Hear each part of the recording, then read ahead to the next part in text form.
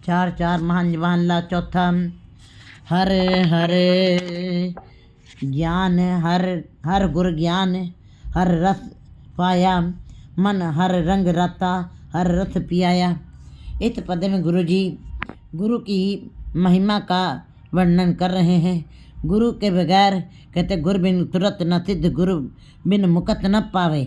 जे आत्म को सुख सुख कर जानो, तब सतगुरु शरण पविजय। इसका मतलब सतगुरु का होना बड़ा आवश्यक है। सतगुरु जीवन में सतगुरु का से मिलाप होना जीव के लिए बड़ा आवश्यक है। लेकिन गुरु जी ने गुरु ग्रंथ साहब की वाणी में सतगुरु शब्द गुरु शब्द से लिया है। गुरु वाणी गुरु ग्रंथ साहब की वाणी ही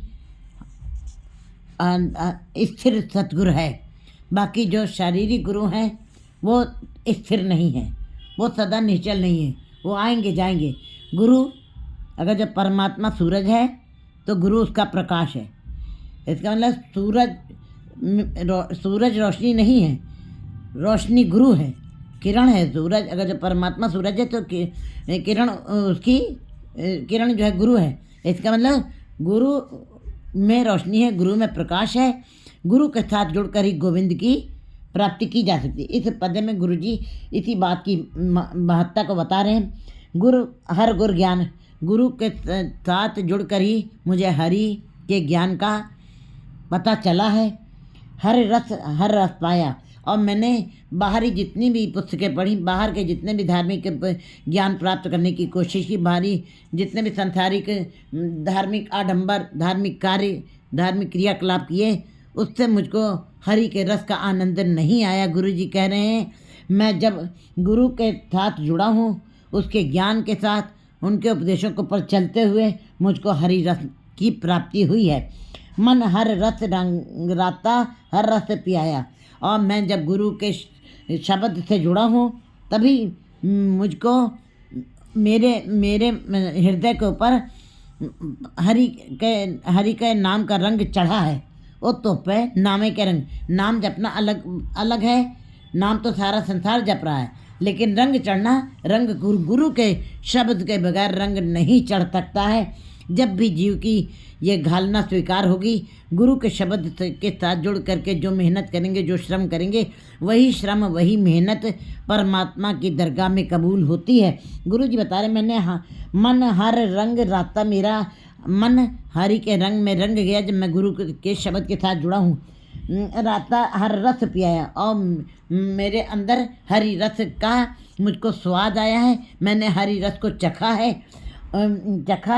हरि रस पियाया। और फिर दूसरे लोगों को भी मैंने उस रस के स्वाद को चखाया है, स्वाद को चखाया और उसका आनंद की अनुभूति करवाई है। दूसरों को भी मैंने खुद उस रस को अनुभव किया है और दूसरों को भी उस रस का अनुभव करवाया है। हर नाम मुख हर बोली, मन हर रस टुल टुल पौंदा जियो। क्योंकि जब पूरा आत्मा रूपी बर्तन उस परमात्मा के नाम से, हरि के नाम के रस से जब पूरा भर गया, तब मेरे मुख से जो भी बोल निकल रहा है वो केवल उसकी हरि की वाणी ही निकल रही है। मेरी आंखें जो देख रही हैं वो केवल ईश्वर के नाम को देख रही है। मेरी रचना जो भी कह रही है वो हरि के नाम की वाणी की ही चर्चा कर रही है। जब ऐसी अवस्था जीव की आती है, मन हर रस टुल टुल पौंदा जीव, तब जीव के मन के अंदर हरि के नाम का रस जैसे बर्तन भर जाता है पानी से, तब ते पिन दृष्टो, तब उसकी हालत दूसरी हो जाती है, वो दिखाई देने लगता है। जब तक बर्तन भरा नहीं था पानी से, तब तक वो पता नहीं चल रहा था कितना पानी है, लेकिन जैसे ही वो भर गया, पानी बाहर गिरने लगा, उसकी दिशा बदल जाती है, महसूस होने लगता है कि बर्तन भर गया है। इसी प्रकार गुरु जी कह रहे हैं जब मेरे अंदर हरि के नाम का रस पूरा द्रवित हो गया, भर गया, तब टुल टुल पौंदा जी बाहर गिर करके ये महसूस हो रहा था मुझको कि मेरे अंदर नाम का रस अत्यंत असीमित हो गया है। आवो संत न गल मिलाइए, मेरे प्रीतम की मैं कथा सुनाइए। हे मेरे संतों, हे मेरे संत जनों, मुझको गले से मिला लो, मुझको गले से लगा लो और मेरे प्रीतम की मैं कथा सुनाई। और मेरे प्रीतम की कोई मुझे कथा सुनाए, मुझे ऐसा कोई संत जन मिल जाए मुझको ऐसा कोई गुरमुख जन से मेरी मिलाप हो जाए, भेंट हो जाए, जिसके साथ बैठ करके मैं उस हरि की कथा को सुनता रहूं। मेरे मन की यही आकांक्षा है, क्योंकि गुरु का शब्द ही जप है, जप के द्वारा ही, कि गुरु के शब्द के जप के द्वारा है ही हरि की प्राप्ति होती है। लेकिन ये जप भी वही करता है जिसके भाग्य में परमात्मा लिख देता है, क्योंकि वह परमात्मा स्थिर है और गुरु भी स्थिर है। स्थिर नारायण, स्थिर गुरु, स्थिर सच्चा विचार, उसका विचार भी सच्चा है। इसीलिए गुरु जी बता रहे हैं, हर के संत मिलो मन में देवा, जो गुरबाणी मुख चौंदा जियो। कहते कि मुझको कोई हरि के संतों के साथ मेरा मिलाप करवा दे, मैं अपने मन को अर्पण कर दूं। क्योंकि मन बेचे सतगुरु के पास, ते सेवक के कार्य रात। मन बेचना बड़ा कठिन है, तन अर्पण करना अलग चीज़ है। धन अर्पण करना बड़ा आसान है, धन और तन देना आसान है, लेकिन मन को अर्पण करना बहुत कठिन है, बहुत कठिन है।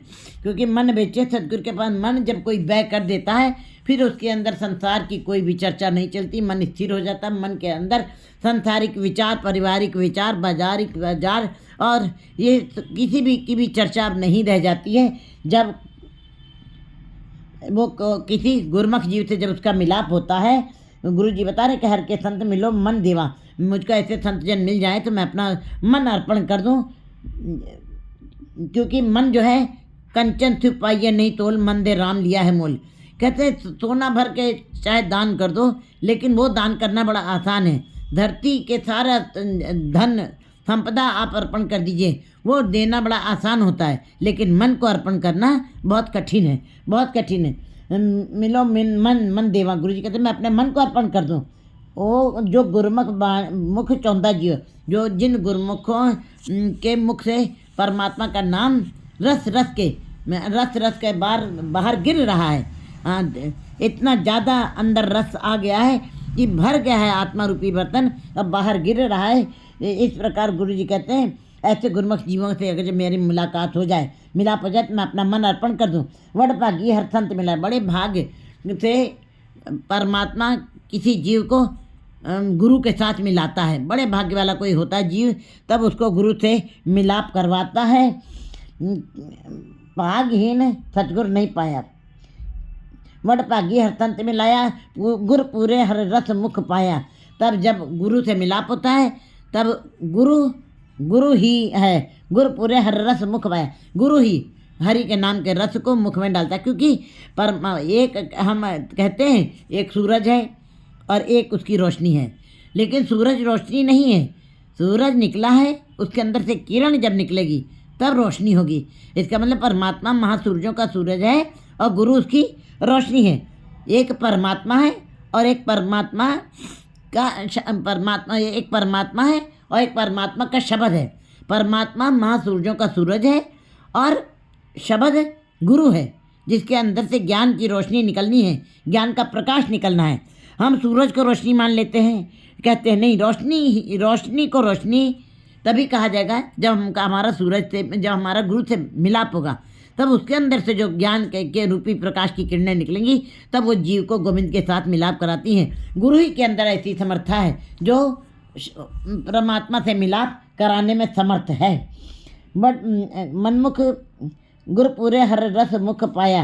कहते पूरे गुरु ने हमारे मुख में नाम का रस डाला है। बाकी अन्य बाहरी साधनों से कभी भी हरि के नाम का रस का आनंद नहीं प्राप्त हो सकता है, क्योंकि उसके अंदर संसारिकता की बदबू आती है। उन साधनों में, धार्मिक साधनों में, जो संसार में रहते हुए, जो हम संसारिकता को जोड़ते हुए, राजस तामस सातक सारे भावों को जोड़ते हुए जो धार्मिक कर्म करते हैं, जप तप पुण्य तीर्थ स्नान जो भी करते हैं, उनके अंदर संसारिकता की बदबू आती है। इसलिए वो धार्मिक कार्य किए गए कभी भी परमात्मा से मिलाप नहीं करा सकते हैं।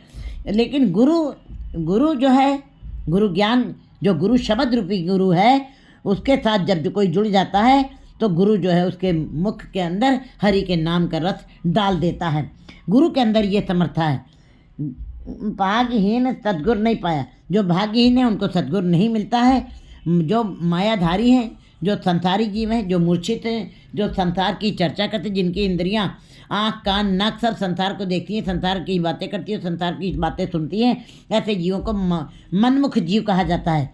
गर्भ योनि में नित्य चौंधा पिया। ऐसे जीव गर्भ योनि में नित्य आएंगे, नित्य जाएंगे। वो कभी भी स्थिर अवस्था में, निश्चल अवस्था में नहीं आ पाएंगे।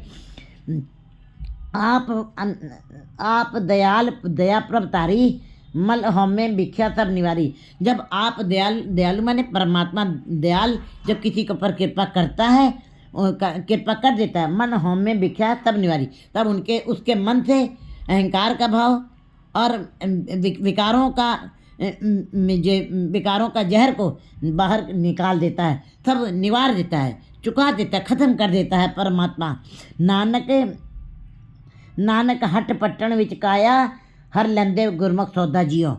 जीवों ने बाहर की खोज की है, तो बाहर की खोज करके पर्वतों से भी कुछ प्राप्त किया, धरती खोदा तो धरती से भी प्राप्त किया है, और इसी प्रकार आकाश के ऊपर खोज की जा रही है। आकाश में भी वो अपनी खोजबीन कर रहा है, क्योंकि मनुष्य के अंदर एक तीव्र इच्छा खोज करने की होती है। उसने बाहर की खोज की है, तो शरीर के सारे सुखों को उसने इकट्ठा कर लिया। इसलिए शरीर के सुखों की बात उसने हर दम इसी बात के ऊपर जोर किया कि किसी प्रकार ये शरीर स्वस्थ रहे, ये शरीर कभी सदा के लिए अजर अमर हो जाए। लेकिन नहीं, ये शरीर खुराक से बना, मिट्टी से बना है, ये इसने जन्म लिया है, ये इसको मिट्टी में ही मिल जाना है। एक उसके अंदर मन है। तो गुरु जी कहते हैं, मन हमें भिख्या सब निवारी, नानक हट पट्टन बिच काया, हर लेंदे गुरमुख सौदा जी।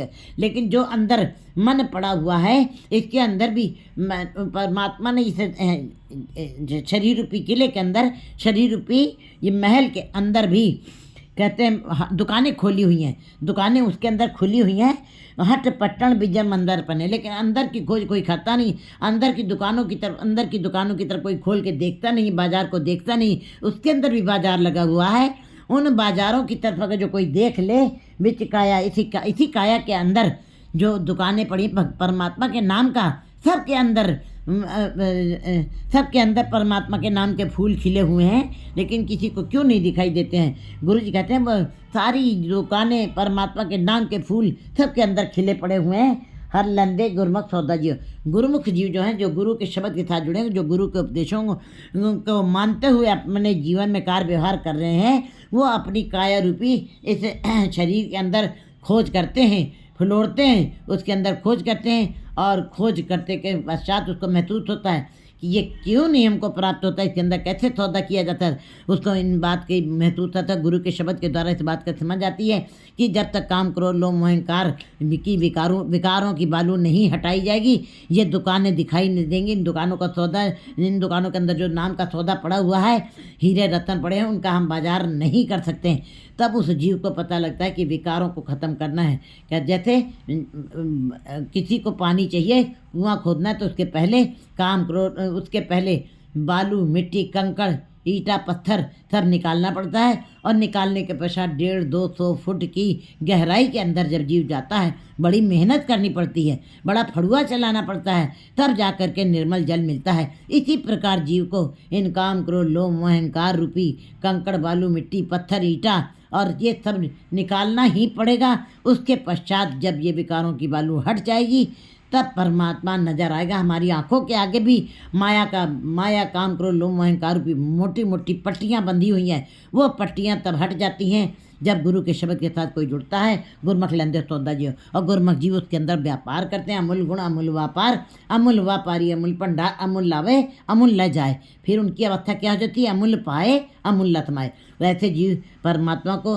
वो भी अमूल्य हो जाते हैं। परमात्मा स्वयं अमूल्य है, वो भी अमूल्य हो जाते हैं, अमूल्य में ही समा जाते हैं। 4-5